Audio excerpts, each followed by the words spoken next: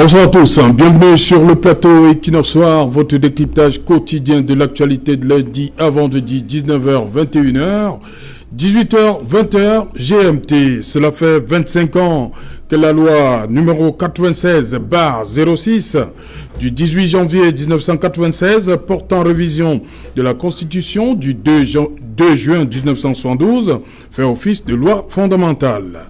Les amendements apportés par la loi numéro 96/06 du 18 janvier ont entraîné quelques changements que nous allons vous donner ici. Au niveau de l'exécutif, la durée du mandat présidentiel passait de 5 à 7 ans, renouvelable une fois. Au niveau législatif, il y a eu la création d'une seconde chambre au Parlement, à savoir le Sénat. La Constitution du 18 janvier a vu la création également du Conseil constitutionnel. Beaucoup d'institutions créées en la faveur de l'actuelle loi fondamentale, dont malheureusement la mise en place dépendent de la seule volonté du président de la République, affirment certains. Et il affirmait d'ailleurs que les institutions de la Constitution du 18 janvier 1996 se mettront en place progressivement. Et les Camerounais ont vu le temps écouler pour mettre sur pied le Sénat, le Conseil constitutionnel et même les conseils régionaux. Reste attendu la Haute Cour de justice et l'application de l'article 66. Madame, Monsieur, tout à l'heure à 20h, c'est la grande édition d'information présentée par Cédric Nouffelé, tout de suite après le débrief du journal et tout de suite le fait du jour.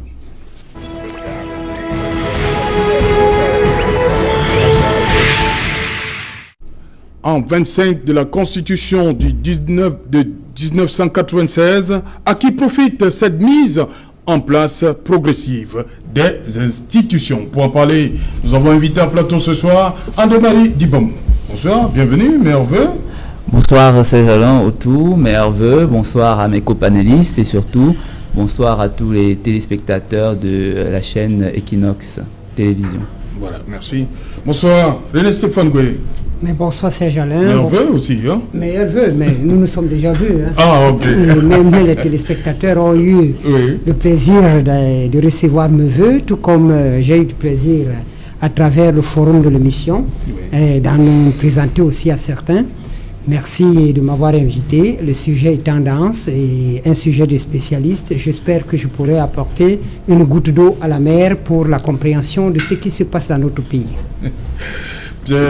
Emmanuel Billard, bonsoir. Bonsoir Serge-Alain Moutou. Bonsoir à tous les téléspectateurs de Equinox Soir. Bonsoir en particulier à la diaspora camerounaise qui est abonnée à cette émission et qui croit toujours au changement de notre pays. Ok, merci. Raphaël Edogo, bonsoir. Merci encore Serge-Alain Moutou de m'avoir invité ce soir. Bonsoir donc à l'équipe technique qui nous accompagne.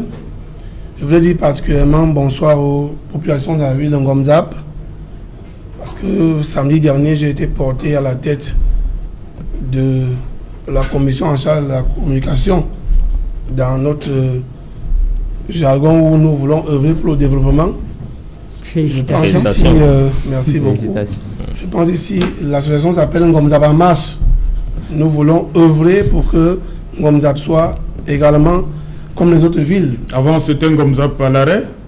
Non, de toutes les façons, Ngomzap marchait déjà. Ah, ok. Mais nous voulons accélérer Ngomzap pour qu'il soit le lieu où tout le monde peut aller se balader. Et Dieu seul sait combien de sites touristiques il existe là-bas. Voilà, merci. On va tout de suite prendre la direction de l'AE aux Pays-Bas. On nous attend Boris Bertol. Bonsoir Boris, bienvenue une fois de plus. Equinox Soir, Boris.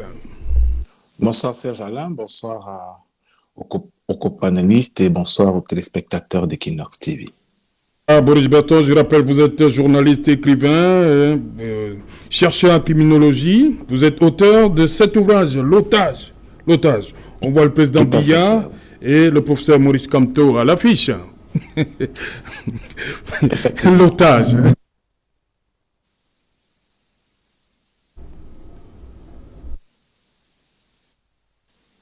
Boris, on va partir tout de suite. Hein. J'ai envie de vous demander, ça fait 25 ans déjà Le président avait dit les institutions se mettront en place progressivement. Est-ce que cette sortie-là, pour vous, a un sens? Vous la comprenez mieux aujourd'hui? Oui, Serge Alain, c'est-à-dire que 25 ans après, ces propos de Biya ont tout leur sens, mais également ces propos s'inscrivent dans la perception et la conception que M. Biya a toujours eue en réalité de l'État et même de la valeur des institutions dans le fonctionnement d'une démocratie, parce qu'un démocrate en soi ne fait pas reposer l'avancée d'un État sur sa simple volonté. C'est-à-dire que dans une optique analytique de ces propos, on ressent très bien déjà qu'il y a une dimension de personnification du pouvoir autour de la personne de Biya. Donc, il estime que si les institutions camerounaises doivent être fortes, si les lois doivent être appliquées, il faudrait que ces lois obéissent à son timing. Ce qui déjà pose un véritable problème. Or, on n'a pas une démocratie forte, on n'a pas un État fort si on n'a pas des institutions fortes. Et le cas le plus récent, qui est assez illustratif de l'importance de la construction des institutions pour une démocratie, c'est le cas américain, où on a très bien observé qu'il y a une tentative de coup d'État, mais la démocratie américaine a survécu parce que les institutions étaient puissantes et on avait à la tête de ces institutions des hommes qui ont une véritable responsabilité, une conscience de leur rôle au sein de l'État. Ce qui n'est pas le cas pour l'instant chez nous, où on a eu un conseil constitutionnel après près de 20 ans, on a eu le Sénat après près de 20 ans, on a encore l'article 66, comme vous le rappeliez tout à l'heure, qui n'est pas matérialisé, mais cet article qui aurait pu clairement assainir la gestion au sein de la République n'est pas appliqué parce qu'on vit dans un État kleptocratique, on vit dans un État où ceux qui sont nommés ou ceux qui sont aux fonctions se sont appropriés les ressources, qu'elles soient matérielles ou qu'elles soient financières. Mais également, on peut comprendre, lorsqu'on se met dans la psychologie de M. Biya et son système, que l'article 66 ira à l'encontre de leur manière de percevoir la gestion de la chose publique. Donc, je ne suis pas certain, on peut le souhaiter, mais il n'est pas certain que M. Biya un jour mettra en place l'article 66. Ce serait, comme on dit de manière familière, se tirer une balle dans le pied. On a aussi pu bien voir que M. Biya a eu le temps en 2008 de faire remodifier la constitution de 1996 où il a fait passer cette fois-là le mandat à 7 ans renouvelable, mais pendant ces 25 années, il n'a pas eu le temps de mettre en place les conseils régionaux parce que la décentralisation, l'accélération du processus de décentralisation, si on veut parler plus clairement, remonte à 3 années et simplement parce que y compris la décentralisation, va contribuer à paralyser en fait ces fonctionnaires qui sont à Yaoundé, qui estiment, si je peux parler trivialement, que les régions doivent travailler pour qu'ils mangent. Or, la décentralisation va clairement ouvrir la voie à beaucoup d'autonomie à l'échelle locale. Or, l'autonomie va entraîner une réduction du pouvoir de certains fonctionnaires qui estiment que à partir de Yaoundé, par exemple, on peut gérer un problème lié aux cultures à l'extrême nord, ce qui n'est pas tout à fait vrai. Il est important de travailler de manière sérieuse à permettre aux collectivités locales d'avoir les ressources financières nécessaires, humaines nécessaires humaines nécessaires, financières et matérielles nécessaires pour implémenter le développement à leur niveau. Oui, merci. René Stéphane Gouin, quelle appréciation faites-vous de du rythme de la mise en place des institutions qui ont été qu'on a retrouvées dans la Constitution de 96? C'est quoi? C'est le timing présidentiel? Non. Tout dépendant? Non, juste les imperfections de notre organisation gouvernementale. Disons que pour parler de 25 ans, nous serions aujourd'hui en train de faire une évaluation d'étape et non de se poser des questions. Est-ce que nous allons mettre en marche les lois et les règlements qui ont été juxtaposés sur la loi fondamentale qui est la Constitution. Alors, la Constitution, pour moi, c'est une loi comme toutes les autres, quoi qu'elle soit fondamentale. En homme politique, nous pensons qu'il y a plus urgent à faire. Les constitutions peuvent durer 100 ans, comme elles peuvent durer le temps d'une mise en place. Le problème est de savoir est-ce que nous répondons aux attentes des citoyens. Et c'est à ce niveau que 25 ans, c'est trop. 25 ans parce que nous essayons tout le temps d'escamoter des problèmes posés. On pense qu'en mettant en place une constitution, si bonne soit-elle, on est en train de résoudre le problème du pays. Or, ce pays est miné par des clivages.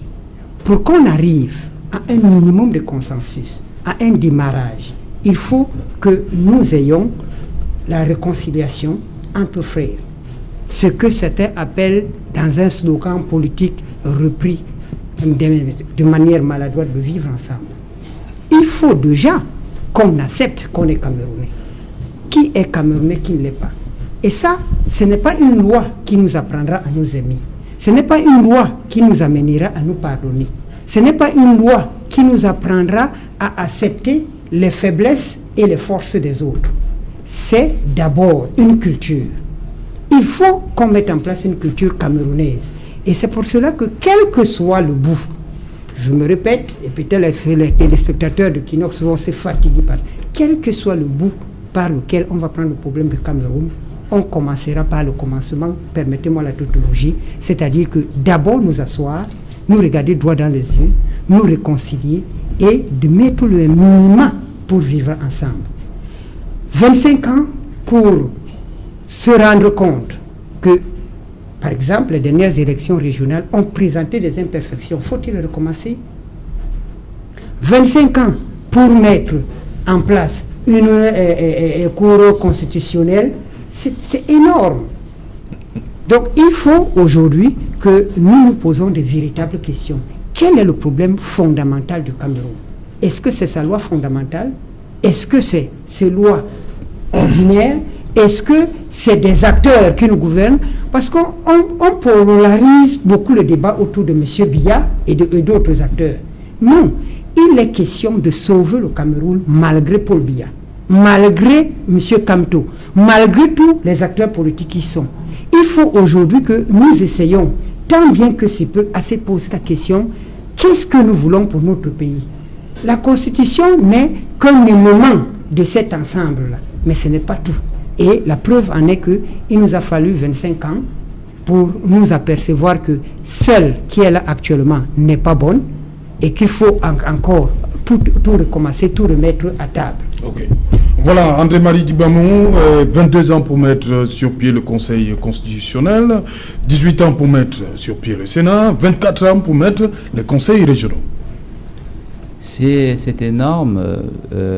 Serge Alain, comme l'a souligné mon devancier sur le plateau, mais c'est à mettre dans un contexte global que l'on peut comprendre, notamment le fait que nous ayons eu par exemple les indépendances avant la réunification. Ça a beaucoup joué sur un certain nombre de choses. Il y a le contexte de 1990 qui est également joué. Mais avant de revenir là-dessus, j'aimerais préciser ici que les dispositions progressives sont constitutionnelles. Cette disposition est constitutionnelle, notamment l'article 67 de la Constitution. Elle stipule que les dispositions contenues dans la présente Constitution seront progressivement mises en place.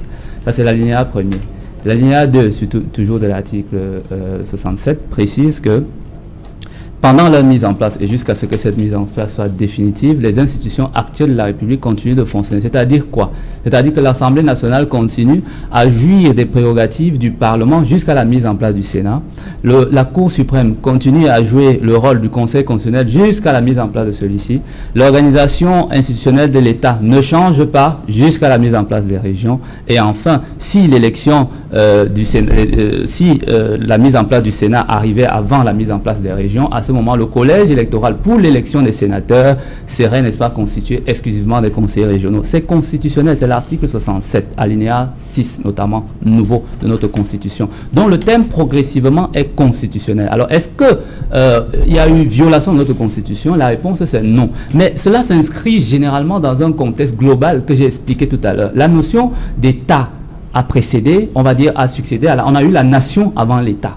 Enfin, je veux dire, on a eu l'État d'abord en tant que l'État du Cameroun avec l'indépendance avant la nation en réalité. Et nous avons eu l'indépendance avant la réunification. Ce n'était la faute à ce moment-là ni du président Paul Biya, qui à ce moment n'était pas président de la République, si mes souvenirs sont exacts, ni de nous qui sommes sur ce plateau en train de parler de cette constitution-là. Donc en réalité, il y a un contexte politique, un contexte historique qu'il faut analyser. Quand je prends les années 90, je parle de la crise économique, je parle notamment de la tripartite, je parle de la discussion des acteurs politiques qui ont presque forcé la main aux institutions qui existaient à ce moment-là, qui, en bon diplomate, ont dit on y va, on donne le Conseil constitutionnel, on donne le Sénat, mais nous allons le faire progressivement. Il s'agissait d'une négociation politique. Il faut aller auprès des Dakol et d'Aïssa, là. Ceux qui étaient là, c'était pour les grands acteurs, les Jean-Jacques Ekindi, etc. C'est eux qui ont participé à cela. Ils peuvent nous dire aujourd'hui, certains vivent encore, comment est-ce qu'ils ont obtenu la Constitution de 96. Ça a été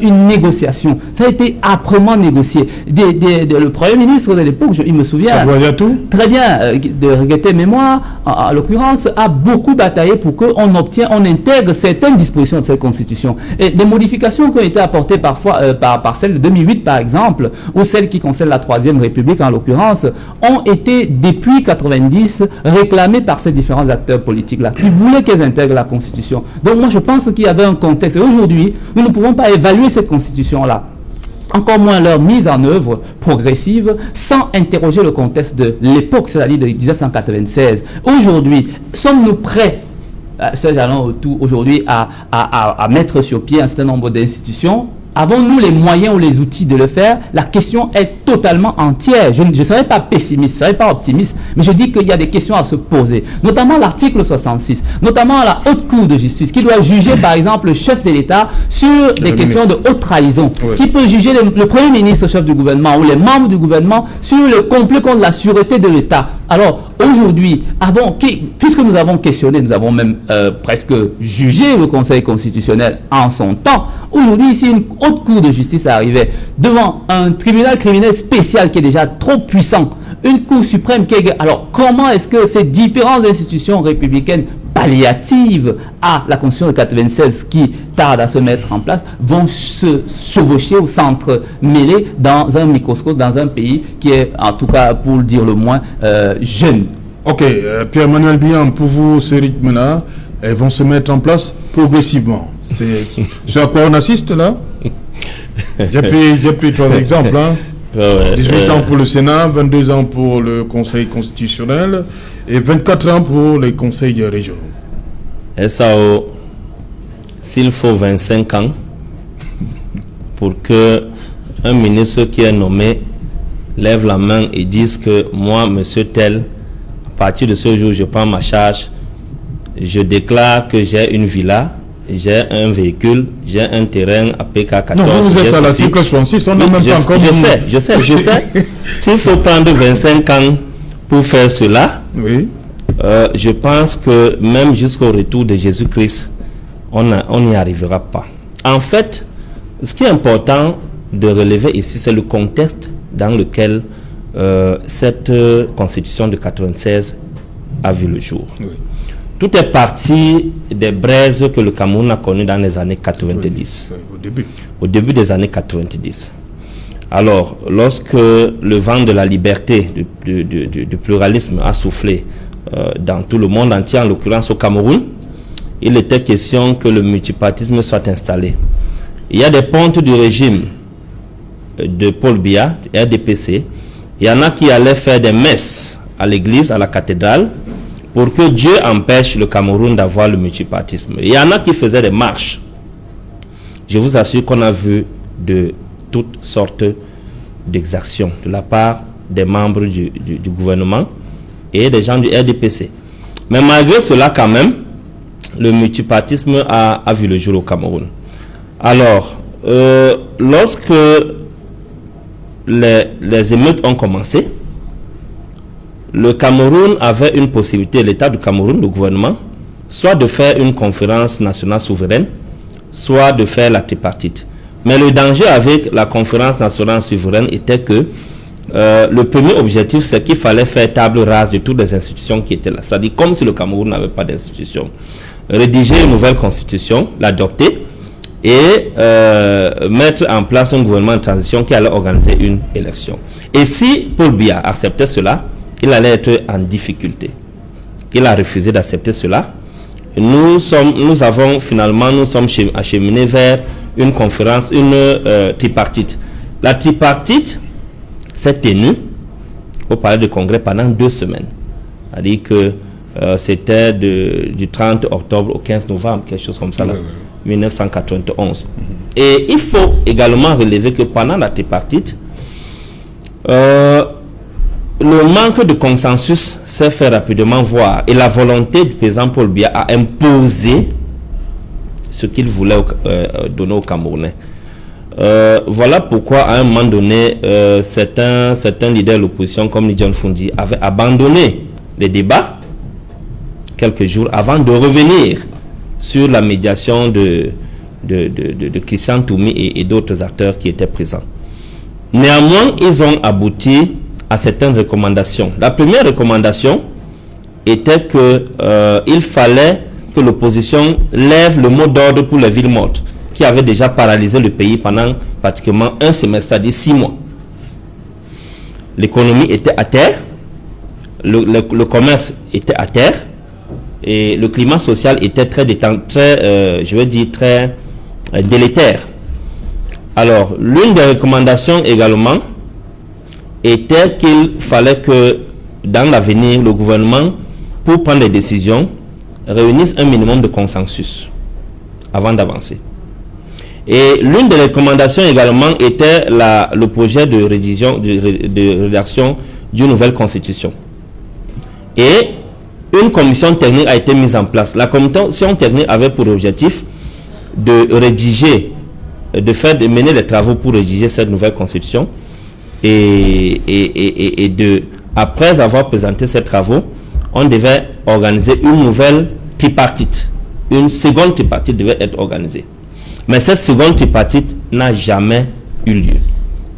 Du fait de l'opposition, du fait du régime en place. Du fait de l'opposition parce que l'opposition à un moment donné, après la première tripartite, a commencé à lever des soupçons de corruption sur certains leaders de l'opposition, en l'occurrence le docteur Adamou Damdia, dont on estimait qu'il était allé en Europe garder les malais d'argent, alors que lui, il disait qu'il était allé représenter l'État du Cameroun dans une réunion à l'ONU. Alors, cette campagne a fait que l'opposition ne s'est plus entendue et le régime en place, parallèlement, avait mis un mécanisme de corruption. Ils ont brandi beaucoup d'argent, des centaines de millions de francs CFA aux leaders de l'opposition pour les persuader de se présenter aux élections qui devaient venir en 92. Donc, bref, c'est à l'issue de cette tripartite que la constitution de 96 a vu le jour. Oui, oui. Maintenant, la constitution de 96 arrive. On commence à mettre sur pied des institutions. Lorsqu'on prend par exemple une institution comme le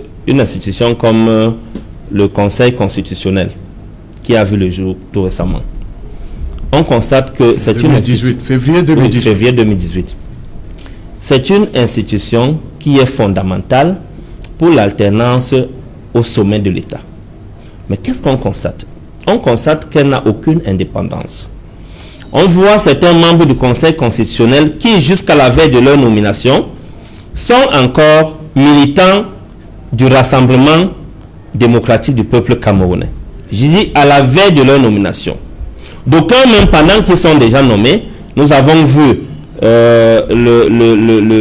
le différend qui a eu lieu avec le MRC en 2018. Oui. Nous avons constaté que pendant que le Conseil constitutionnel se tenait, certains membres de ce conseil étaient encore membres du comité central du RDPC, confirmés dans leur site internet. Okay. Donc, on peut dire que Ces institutions qui ont été mises en place n'ont aucune indépendance.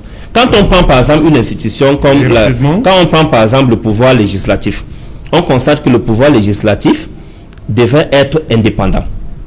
Mais qu'est-ce qu'on constate dans la réalité? Le pouvoir législatif, je veux dire le pouvoir judiciaire devait être indépendant. Mais dans la réalité, qu'est-ce qu'on constate? On constate que l'exécutif continue à contrôler de bout en bout le pouvoir judiciaire. La justice n'est pas libre au Cameroun. Nous connaissons tous les procédures d'arrestation que nous vivons au quotidien. Le président Paul Biya s'est engagé dans cette constitution à garantir et à veiller sur les libertés individuelles et collectives des Camerounais. Okay. Mais qu'est-ce qu'on constate? On constate que ces libertés individuelles et collectives ne sont pas garanties, jusqu'en 2019, on kidnappe encore des journalistes dans le cadre de la liberté d'expression, jusqu'à ce qu'on les emprisonne, jusqu'à ce qu'ils connaissent la mort, sans que cela ne mette le gouvernement. Merci. Ne parlons pas encore des collectivités territoriales. Voilà. Raphaël, sur ce rythme-là, est-ce que, comme pensent certains, c'est la volonté le timing dépend du président de la République? Que répondez-vous à ceux qui pensent ainsi? Si nous sommes vrais, je ne sais pas pourquoi je ne veux pas reconnaître que c'est la meilleure constitution d'Afrique. C'est de 1996, 18 janvier. Vous avez fait le tour des constitutions africaines? Je ne vous envoie pas le faire, mais pour le faire, vous allez vous rendre compte. Ce qui peut déranger, oui. Le contenu. Vous avez suivi, les gens parlaient. Oui. Les compagnons, ils ont parlé. Le contenu. Vous connaissez le problème du Cameroun, non? On a toujours des bons textes. Donc le contenu est bon. Oui. Maintenant, qu'est-ce qui fait problème alors? On doit mettre cela. D'ailleurs, M. Dibamou l'a expliqué, de manière progressive. Ça avait été dit. M. Benyama. Qui décide du rythme? Restons sur le rythme. Qui décide du rythme? Je suis dans la même trajectoire que vous, rassurez-vous. M. Benyama a déroulé tout à l'heure en rappelant comment est-ce qu'on en est arrivé là. Oui. Même si il garde sa casquette du MRC. Parce qu'en réalité, s'il continue à garder cette casquette, pendant qu'on peut enlever 25 ans sur son âge, et que quand on enlève 25 ans, il était encore tout jeune, il doit se rappeler que si le SDF était allé à l'élection dont on parle, je crois que beaucoup de choses devaient se passer, devaient s'écrire dans cette constitution.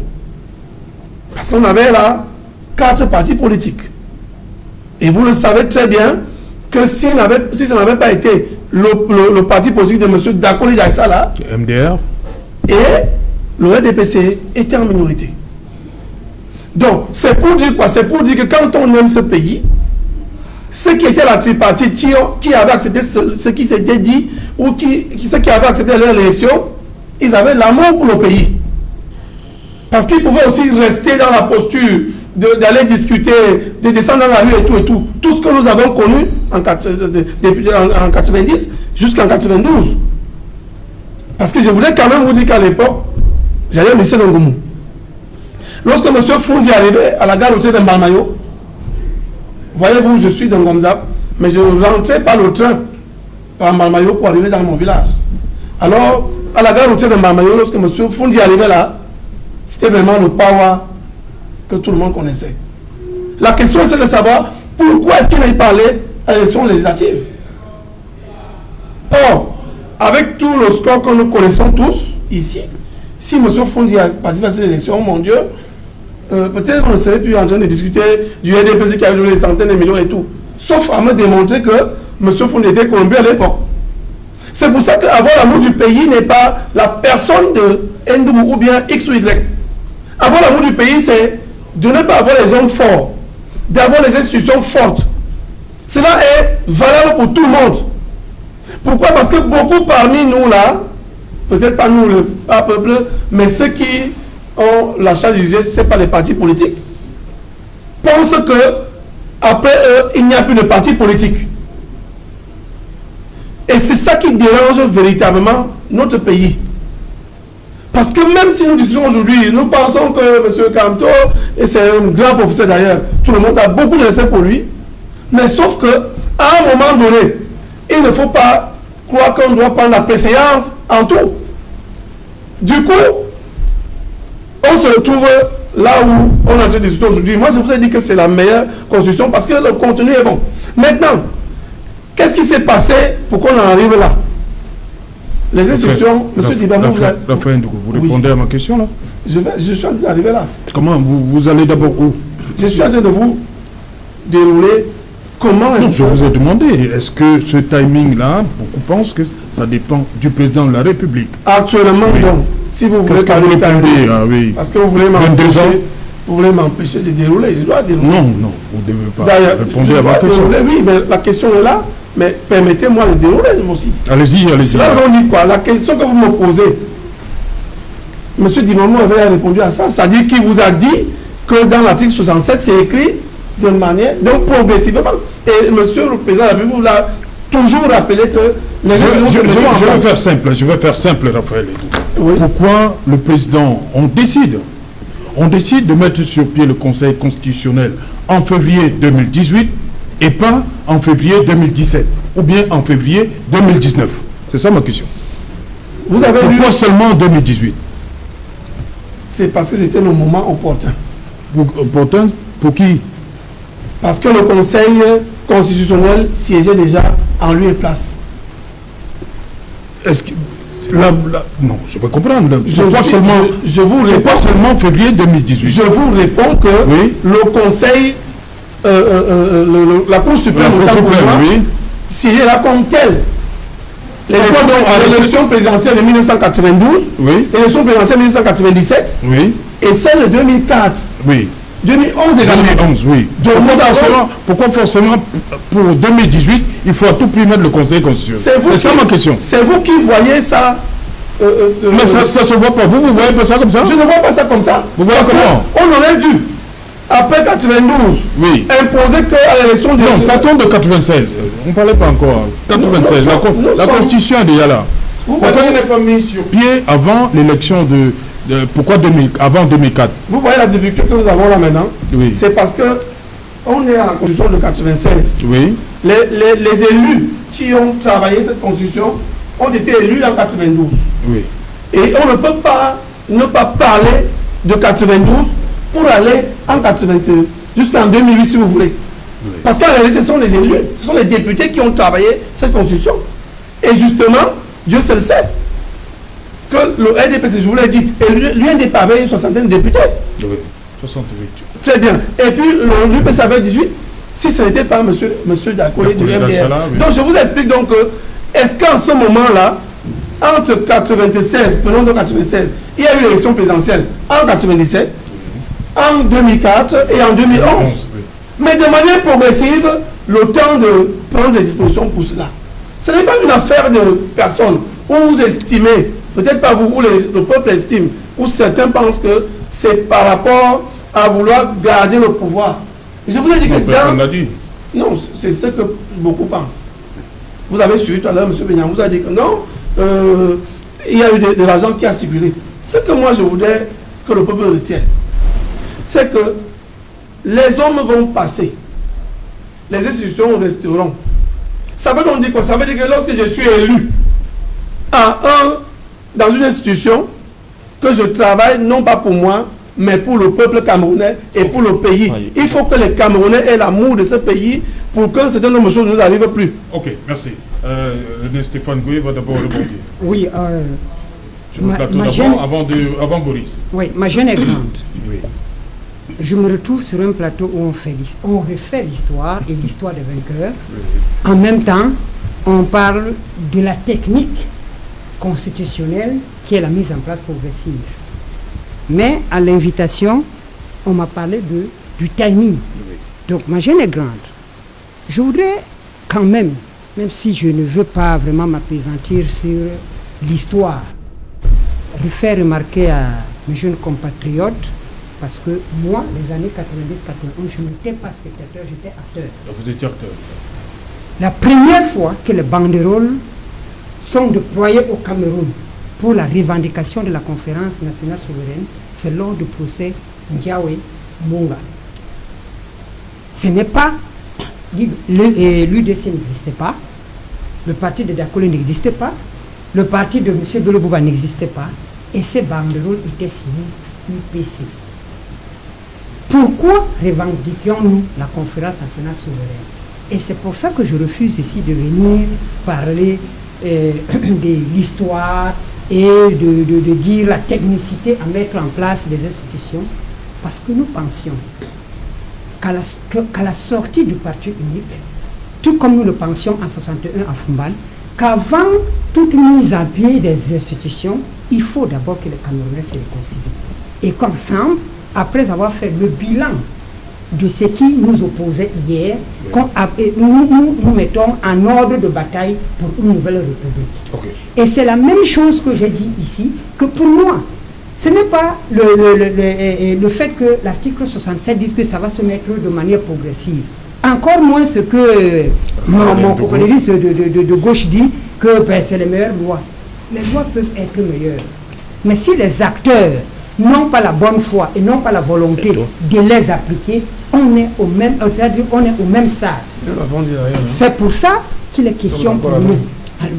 Nous disons tous les jours, il faut d'abord commencer par la réconciliation nationale. Okay. Voilà. C'est-à-dire que si on veut aujourd'hui parler du timing de ces institutions, on va se rendre compte que quel que soit le bout par lequel on va commencer cette mise en place des institutions, il se posera toujours la question par où et par qui elle doit se faire.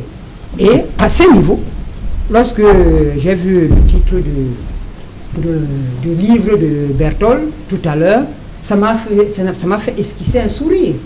Berthold quand même a eu à faire ce pas autour des nationalistes qui ont lutté depuis 1990. Il est à mesure de savoir que tout ce qu'il décrit par rapport à M. Kamto est le même scénario qui s'est passé à travers Foundi. Lorsque Foundi a été candidat aux élections et qu'il s'est déclaré vainqueur et qu'il a ressorti une photo où il saluait Bill Clinton aux États-Unis, il a été mis en résidence surveillée tout comme Kamto. Et si on saute un pas, on va ici à côté en Côte d'Ivoire, on va voir que c'est le même scénario qui a eu lieu avec Afin Guessam en Côte d'Ivoire. Donc rien de nouveau à l'horizon. Okay. On va patauger comme ça tout le temps, à envoyer des clichés, à dire tant que nous ne nous asseyons pas pour discuter en profondeur des problèmes de ces pays, la Constitution, si bonne soit-elle, ne pourra pas nous aider. Voilà, rapidement, on va faire le tour. Hein, parce que oui, ce que je voulais dire, tout le monde parle. Je vais aller dans le sens de M. Ngoué, parce que ce qu'il faut aussi dire, c'est que le contexte d'aujourd'hui est presque similaire à celui du début des années 90, qui a conduit à la Constitution de 96. Et je suis d'accord avec lui de l'urgence de créer des conditions de rassemblement autour, c'est-à-dire que des valeurs qui nous ont toujours unis, telles que l'amour, la tolérance, le pardon et tout ça. Parce que pendant cette époque-là, il y avait des villes mortes qui ont parasé le pays. Et aujourd'hui, on a la crise anglophone du nord-ouest et du sud-ouest qui a paralysé 30% de notre économie, sans compter les incursions de Boko Haram au nord et les attaques à l'est. Et le tissu social qui est déchiré, délabré, du fait des crises post-électorales. Alors, qu'est-ce que nous avons à faire aujourd'hui? Hier, Paul Biya, avec les acteurs politiques de l'opposition qui étaient là, avait quand même réussi à s'asseoir autour d'une table pendant 2 semaines de discussion pour sortir ces résolutions. Mais ce qui était bien quand même à l'époque, c'est que au sortir de là, les villes mortes étaient... Oui, au sortir de là, les villes mortes étaient finies. Le mot d'ordre a été donné par les leaders de l'opposition. Les villes mortes étaient finies. Un certain nombre de choses d'avancées étaient là jusqu'à l'aboutissement de cette constitution. Sauf qu'aujourd'hui, avec le grand dialogue national, on a connu un flop légendaire. Okay. Rien n'a marché. Les orientations et les recommandations du grand dialogue national, jusqu'à ce jour, aucune recommandation n'a encore porté de fruits.